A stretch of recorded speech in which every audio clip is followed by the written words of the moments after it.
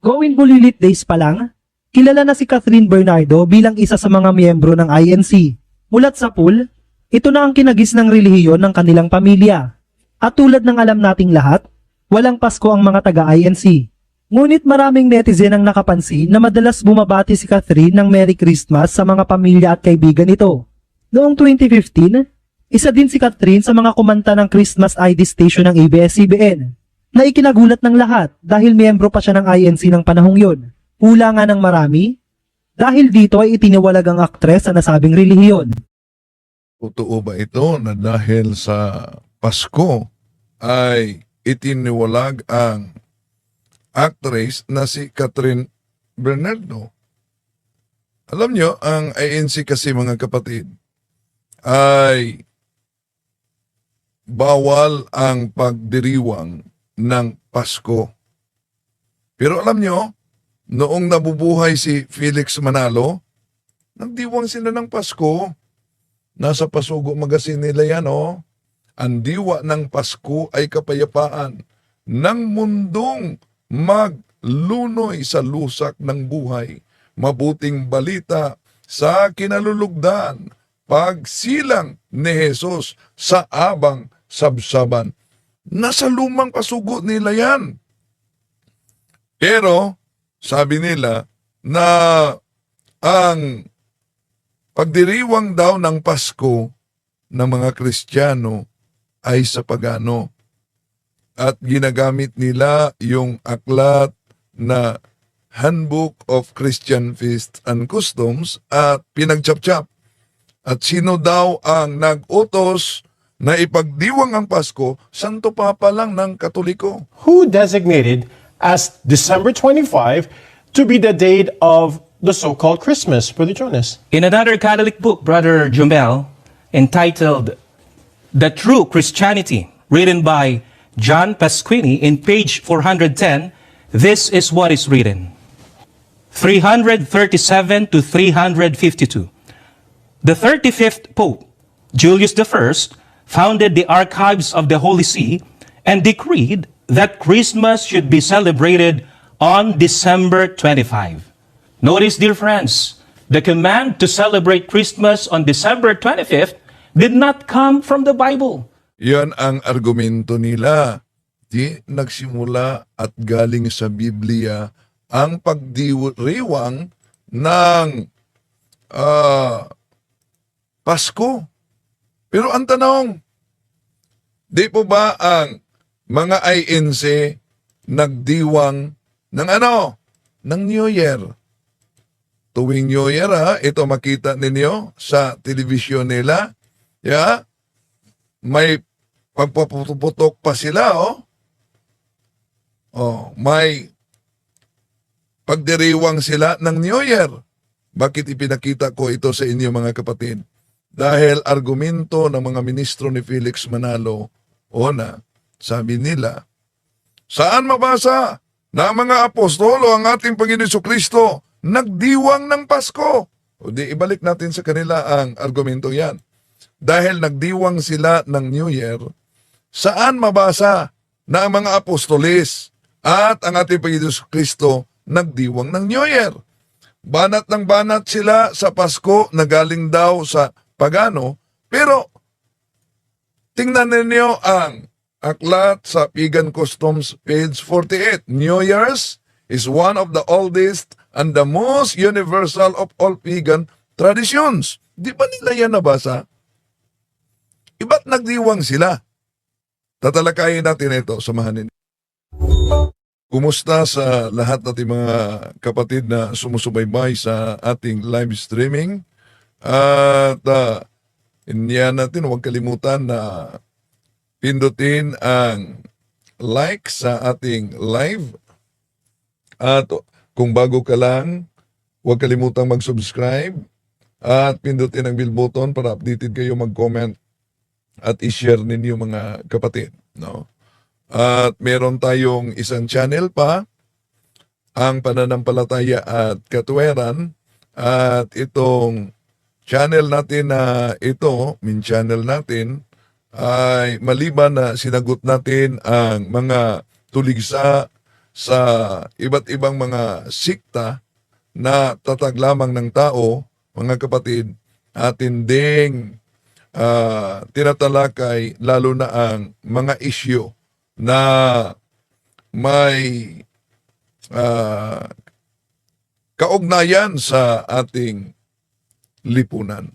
Kumusta sa lahat nating mga suking taga-subaybay? Welcome muna natin ang mga pumasok ngayon sa ating comment section.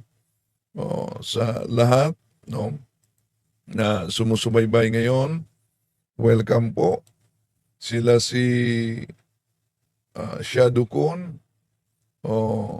si Filiusa, ayan si double standard kasi.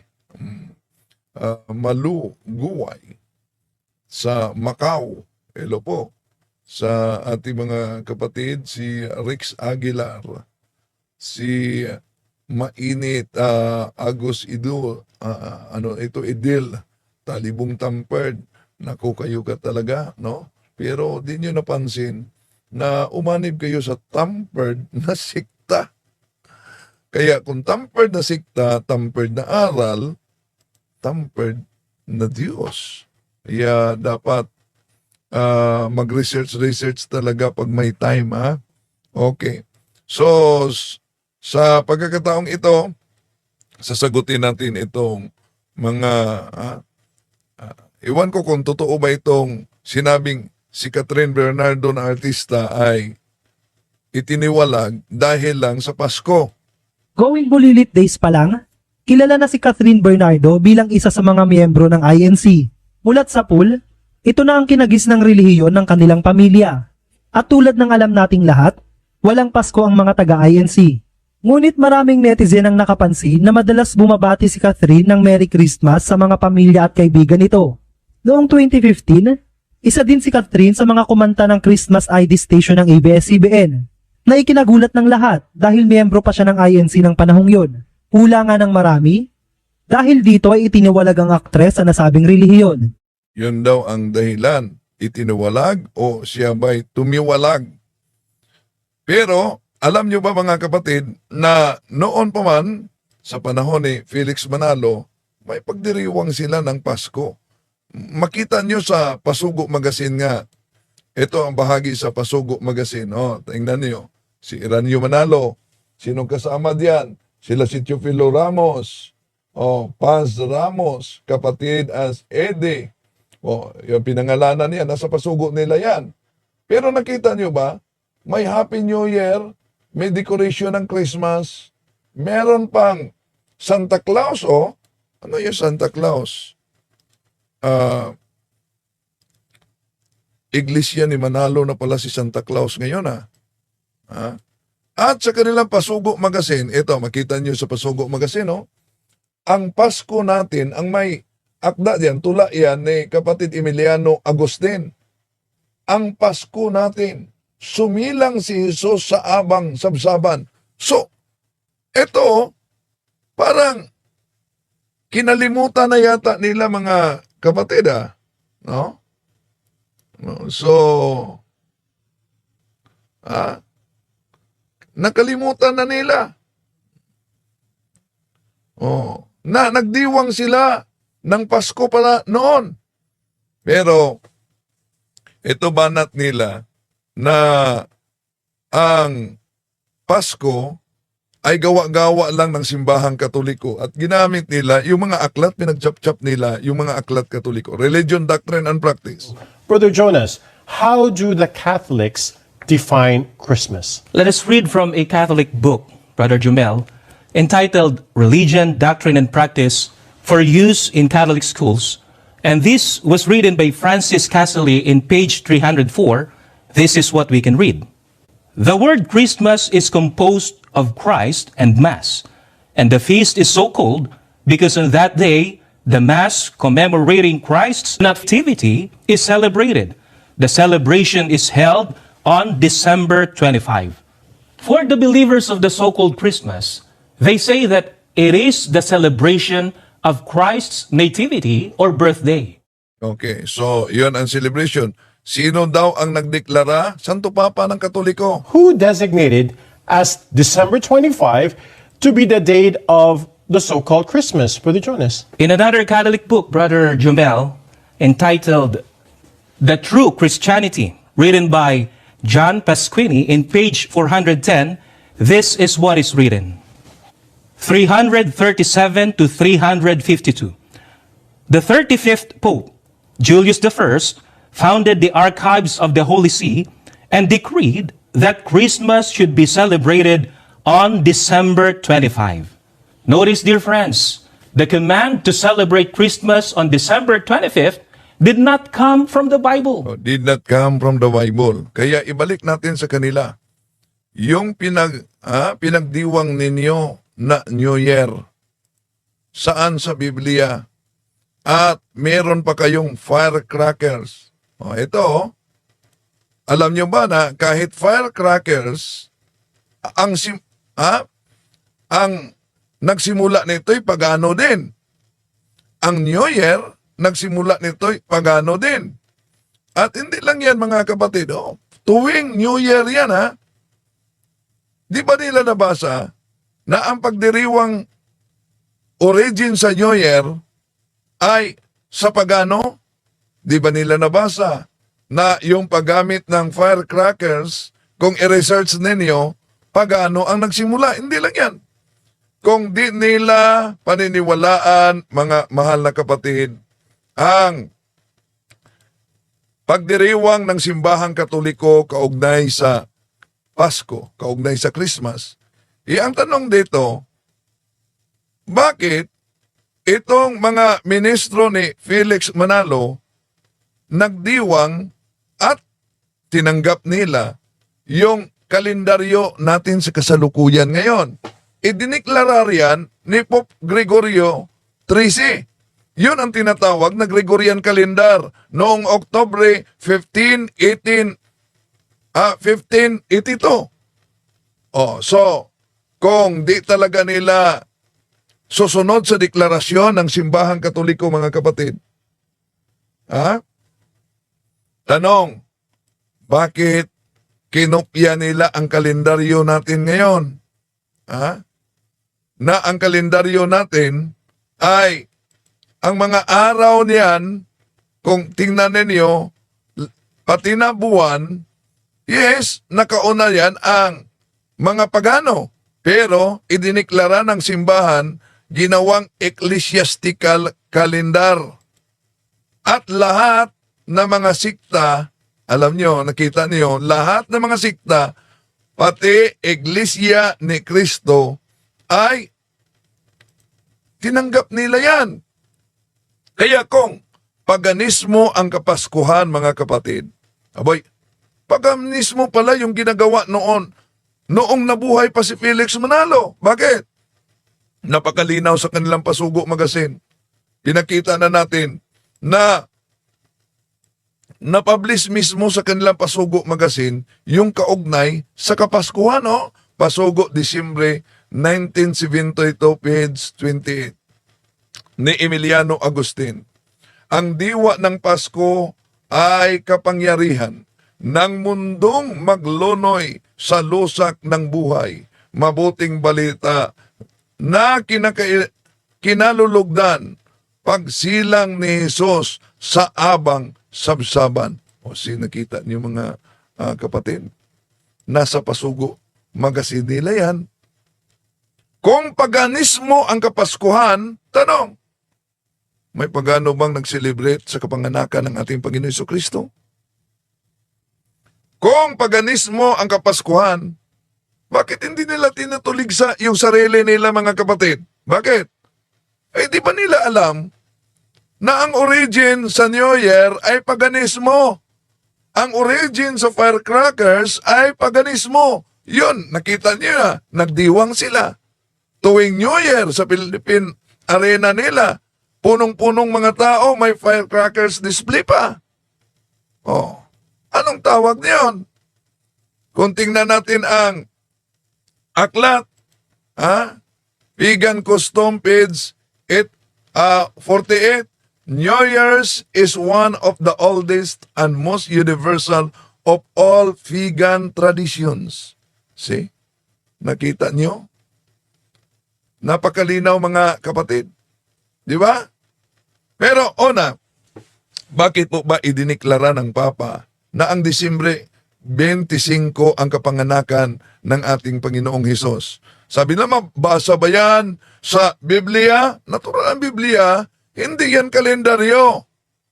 Kaya gusto nila, ang problema kasi ng mga sumulpot na sikta na sola escritura, Bible alone, dapat mabasa sa Biblia letra por letra. Pero yung paniniwala nilang sola escritura, di naman yan mabasa sa Biblia. Pero tayo mga kapatid, paano nangyari na ipinagdiwang at iniklara ng Papa ng Disyembre 25 ang kapanganakan ng ating Panginoong Hesus? Walang mabasa sa Biblia, letra per letra, pero meron tayong katibayan sa kasaysayan gamit din ang tinatawag na chronological computation kung bakit December 25. Kaya yung binasa ng mga ministro, Who designated as December 25 to be the date of the so-called Christmas, Brother Jonas? In another Catholic book, Brother Jumel, entitled The True Christianity, written by John Pasquini in page 410, this is what is written.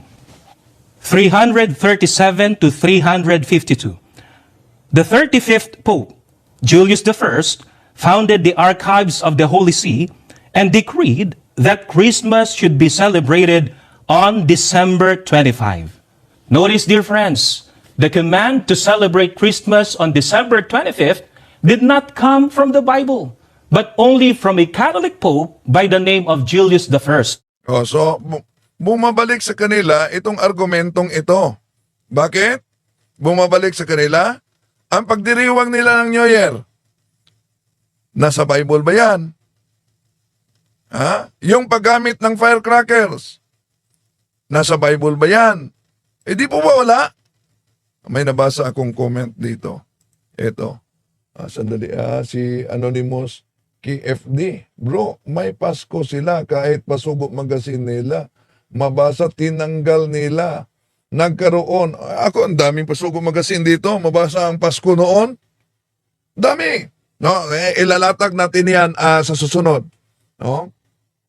Mabasa, tinanggal nila sa nagkakaroon ng 13th month pay. At ito ang ginawang batas noong 1976. Alam natin na manggagawa nila ay sinisweldo. Yun ang kanyang reaksyon. So, Andrew Lim, ang paputok sa pagsapit ng bagong taon galing sa China sa paniniwala na ito daw ay magpapataboy ng malas o masapang espiritu. Totoo, yun ang kanilang paniniwala. But that's superstitious beliefs. Isang pandaraya yon. Bakit? Tingnan nyo yung nagpapalayas ng malas gamit ang paputok. Di ba karamihan na mamalas? Bakit? May nasunog, may naputukan. O di ba isang pandaraya yan? Bawal ang Pasko kasi sayang gastos. Ilagak na lang sa year-end. Pasalamat. Ayun ang comment niya. Bro, nag-aral ka ba po ng theology? Sabi ni Robert Aranza. Yes. Kami ni Dr. De Ching. Nag-classmate kami sa theology sa masteral. Si Chado Kun, matindi pa. English pa, sayang naman ang English pa, sabi ni Shadow Kun. Okay. So, yan talaga, ginagamit nila mga kapatid, yung mga aklat katoliko. Okay.